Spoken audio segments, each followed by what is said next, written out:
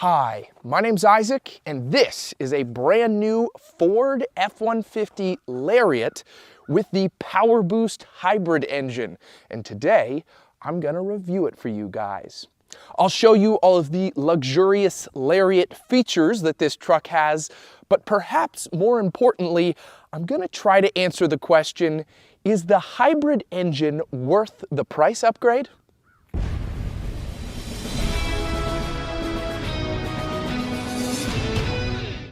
So starting out, what does Powerboost mean? Well, it's Ford combining its 3.5-liter EcoBoost V6 with an electric motor and battery to create a hybrid powertrain for the F-150.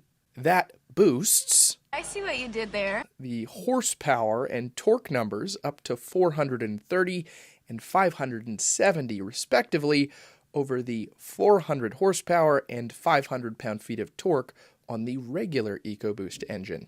This truck isn't a plug-in hybrid, but it is able to travel short distances on fully electric power thanks to that motor and battery and regenerative braking. Also, this truck, like the new Tundra's hybrid engine, is more focused on power than fuel economy benefits. The EPA estimates are 24 combined on this truck, and during my testing, I averaged around 19.5 miles per gallon. The Powerboost powertrain will cost you around $2,100 extra. All right, hopefully that familiarizes you guys a little bit more with the Powerboost engine. Now I'd like to talk about the exterior of the truck, specifically the styling and the features that you'll get here. Starting with the front end, 2024 is a mid-cycle refresh year for the F-150, so you'll get a slightly revised front fascia, some new headlights and grille options, as well as a new Ford logo. And you might be thinking, wait, Isaac, that Ford logo is new? That doesn't look too much different from the old one. And you're right, it really isn't that much different.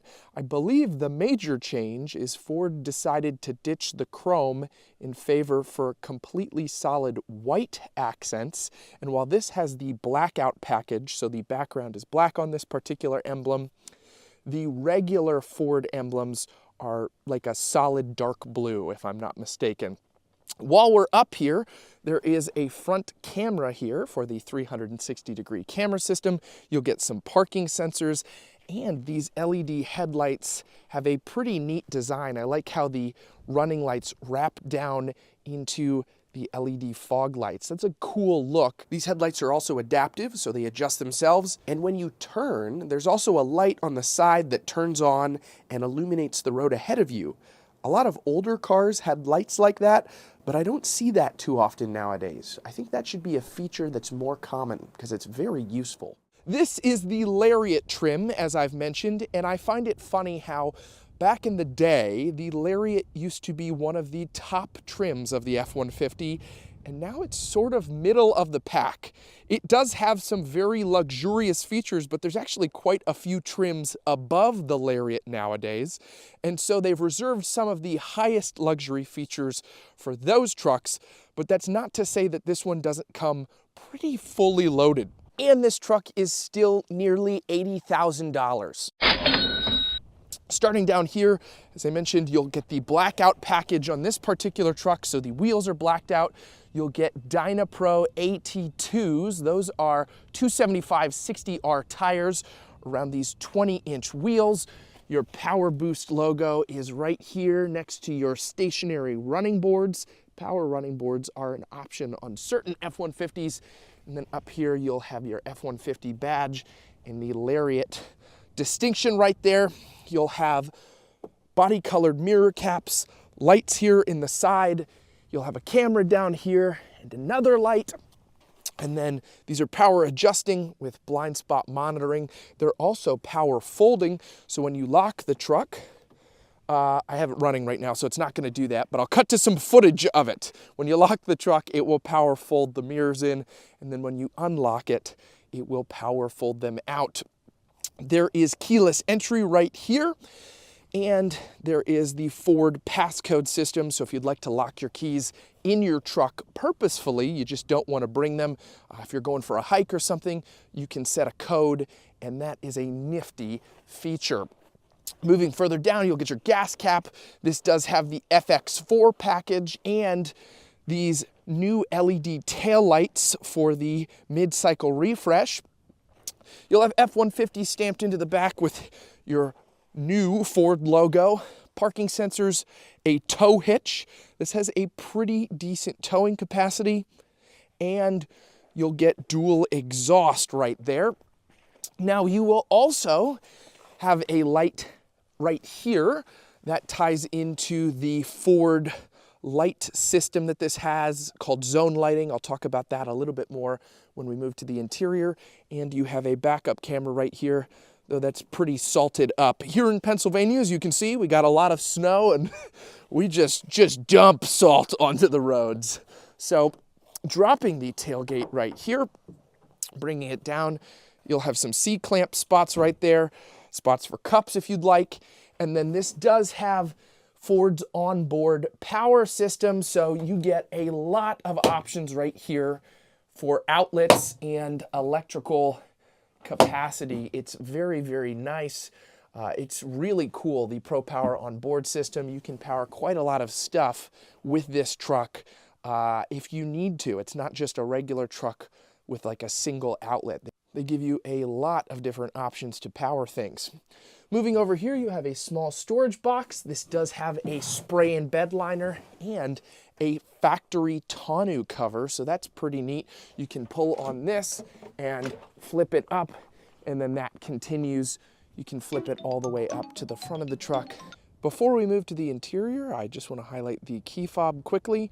You'll get lock, unlock, panic, remote start, and you can also drop the tailgate from here, which is a nifty feature. It does not raise up again on this particular truck. You have to do that manually, but it's really nice to have that as an added feature.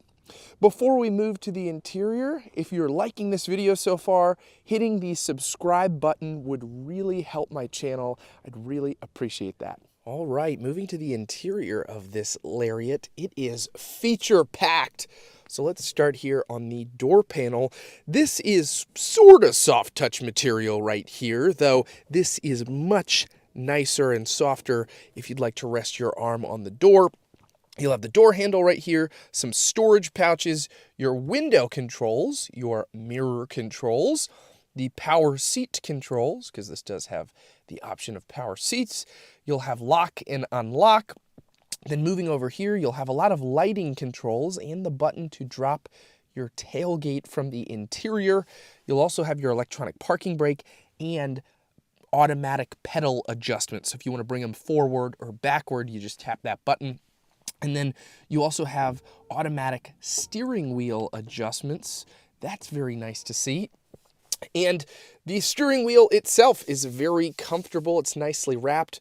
You have some buttons on here for the radar guided cruise control, volume, Bluetooth, and the controls for the digital gauge cluster screen. I'll turn the truck on in a minute. There's a reason I haven't just yet.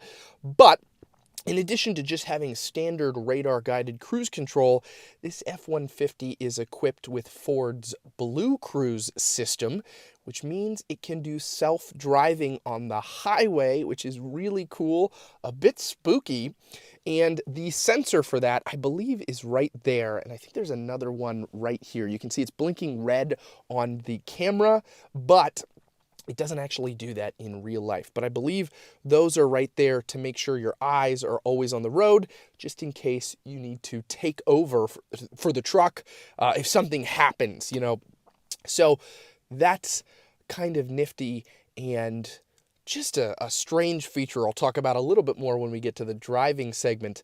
I did not think in my lifetime we'd have cars that could drive themselves on the highway, but I suppose the technology is only going to get better. I know some Teslas can drive on regular city streets too. It's crazy. Now, turning the truck on, this has a digital heads-up display on the windshield. You'll see it says Ford, and then that goes to the headlights, and that goes down to 0.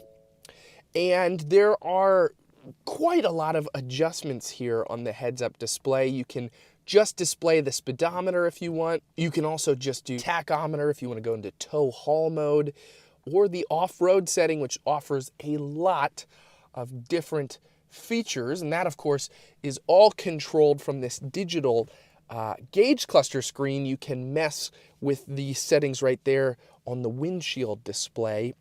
And there are a lot of settings you can mess with here on the F-150 Lariat. This is a pretty thorough screen. I'm glad that Ford gives you a lot of different options on here, because I found that as vehicles transition into doing fully digital gauge clusters more often, some manufacturers don't really have a lot to display. You know, previously the cars only had a regular tach and speedometer, and now it's like, oh, well, everybody else is doing the digital display, so we should too. But then there's not a lot of customization on there. So I like that Ford's given you quite a bit. Moving over here, you will have push button start. There's a cleverly integrated F-Series little Easter egg right there.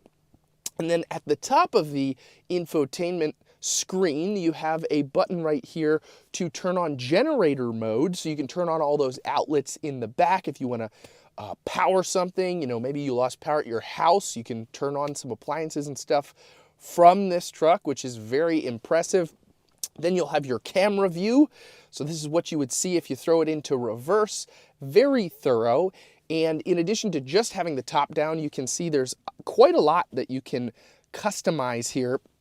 You can see like the front view if you want. You can see just the back view. You can see a trailering view.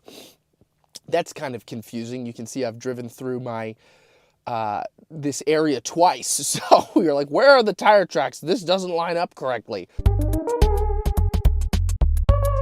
But all that to say, a lot of different views. And then there's the parking assist button right here.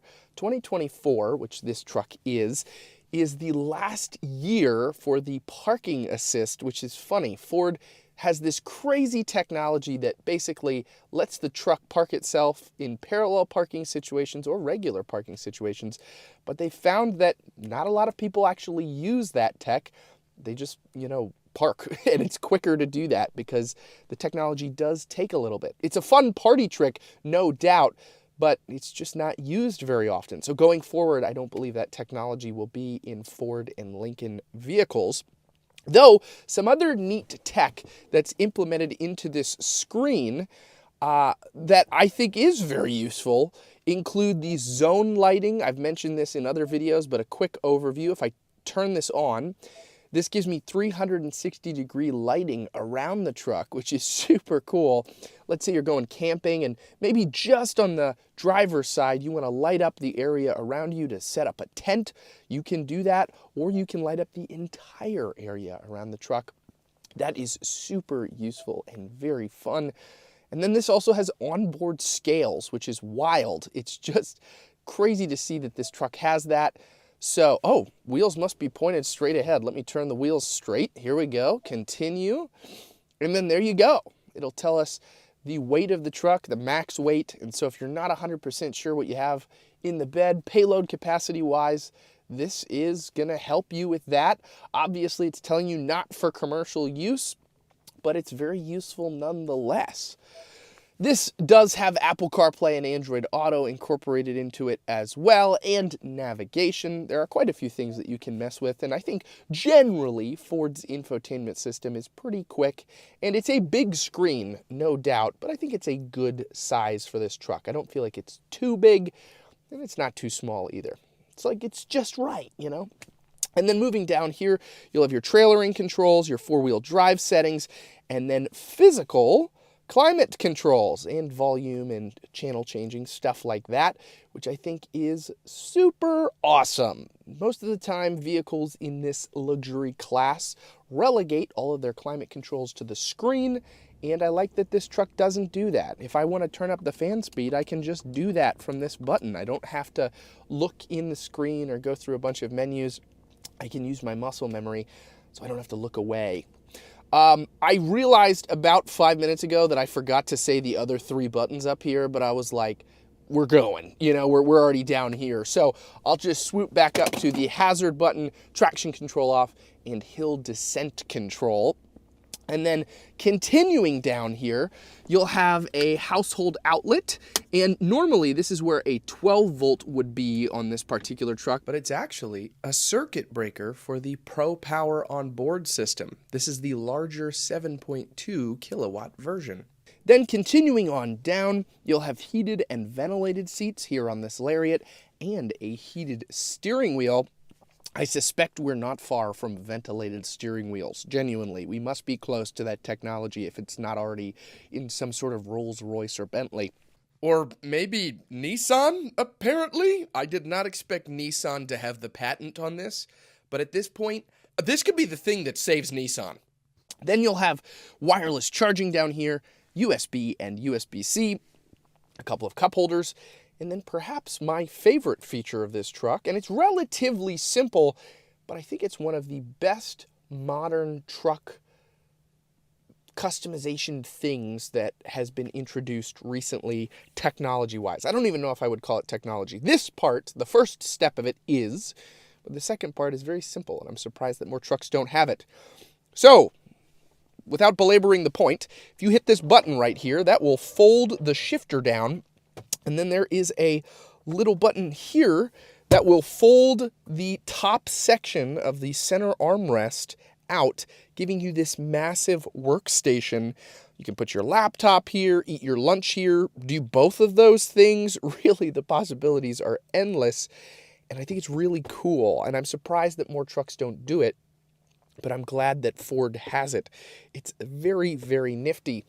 Then you can fold that back. If you want to get in here to the massive storage area, you can just hit this button, and this is lockable if you'd want to lock it. And then to raise the shifter, you hit that button. Rise, Lord Shifter. And then over here, you do have a glove box up top and a lower lockable glove box. Both of them offer pretty decent space. I always forget to talk about the glove boxes, but I know that someone is watching this video like, come on, talk about the glove boxes. I need to know how big they are. So I'm doing it for you, buddy, whoever you are. So there's that. And then moving up further, there is a auto dimming mirror right here. No screen in this that looks out the back. Some of the higher trims, I believe, have that functionality. A lot of high trim vehicles have that now, but you just get that here, this regular auto dimming one. But you do get the controls for the fully panoramic moonroof and power sliding rear window up here, and you'll have some LED dome lights and a nice little sunglasses holder. For the most part, though, I think that wraps up the front end. All right, moving to the rear seats, you'll get this sort of soft touch material up here and the softer touch material down here on the door. You'll have some storage and a cup for a Fiji water bottle. Very interesting cup holder choice. But if you, actually I don't think you need to pull this tab. I think you can just, you can just lift up the rear seats, and it's a 60-40 split, and that will give you a very large storage area. If you want to partition this part off, all you have to do is pull it up and it will click into place. And then if you want to pop it down, you can just do the same thing. Though you do need to pull this if you want to release these seats to come back down. Continuing on into the rear here, you have a lot of room. Probably 4 or 5 inches of legroom. This is a little further back than I would have the seat at 5'9", because I was filming. I'd say you probably get about 5 or 6 inches normally of legroom in here. And then maybe 1 or 2 inches of headroom. It's not a ton, but since there's so much legroom, you can kind of slouch a little bit, and then you'll have a fairly decent amount of space back here.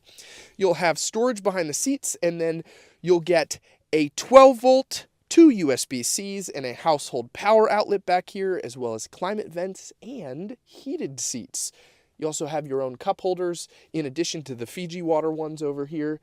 And folding this down gives you access to 2 cup holders and a nifty little armrest to make the rear seats even more comfortable.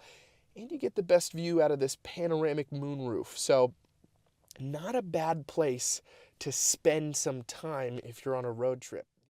All right, driving the F-150, I filmed the entire interior segment, and my mic told me, it talked to me, it said, Isaac, I'm working. Because my particular mic has volume bars, it gives me the levels and tells me you're recording.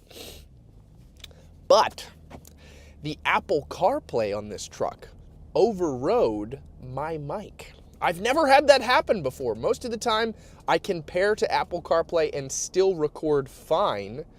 But on this particular truck, I guess when I turned it on to show the heads-up display, it cut my audio. So I had to redo the entire interior segment. That happens sometimes. That's a little peek behind the curtain. When I film, sometimes stuff like that just happens and you're like, ugh. As I drive this F-150, this isn't the first time I've gotten behind the wheel of an F-150. I've driven almost every F-150 trim over the past couple years. So, no matter Lariat to XLT or Tremor or Raptor, I've had the opportunity to get behind the wheel and see how they drive. And they drive good. And I will say this Powerboost engine combination does give you some more giddy up than you would normally get on the traditional 3.5 EcoBoost that's been around for quite a while on the F-150s. And when you really lay down on the accelerator, it does get up going pretty quickly, which is fun. It's obviously not as fast as something like the Lightning that's fully electric and just gives you just gobs of torque immediately, but it handles well. Now, to return to the ultimate question of this video, is it worth the price upgrade to get the Powerboost system? I think ultimately, and you're not going to like this answer, it comes down to what you're using the truck for. If you want fuel economy, it doesn't really give you that. And so I would say the Powerboost is not worth the upgrade. But if you want the power, especially with all the outlets that this particular truck has, I would say it's definitely worth the upgrade. Because if you work in an area or live in an area where you need a lot of outlets, where you need that pro onboard power system in the back, it's very useful. All right, so let's talk about the Blue Cruise in the room. Look, Ma, no hands. This truck has the option of Blue Cruise, which is Ford's self-driving technology. And on the highway, it will give you the option to turn it on and it will drive for you. It drives around corners. It will slow down for other vehicles in front of you. If you put the turn signal on, it will change lanes. It's very impressive and frankly kind of spooky. We're going around a turn right now and it's doing it. If I keep my eyes on the road, for the most part, it just goes. There are some situations where it'll say, hey, you need to take over again, especially if I take my eyes off the road for too long. It'll beep at me and it'll say, hey, we're giving you control of the vehicle again, but it works, right? It's doing it. And it's interesting. I don't think I would rely on it wholeheartedly. Like it just told me to put my hands on the wheel now. But it definitely works. I love to drive, so I tend to not use this very often when I have these press vehicles from Ford or Chevy, whoever has a hands-free system.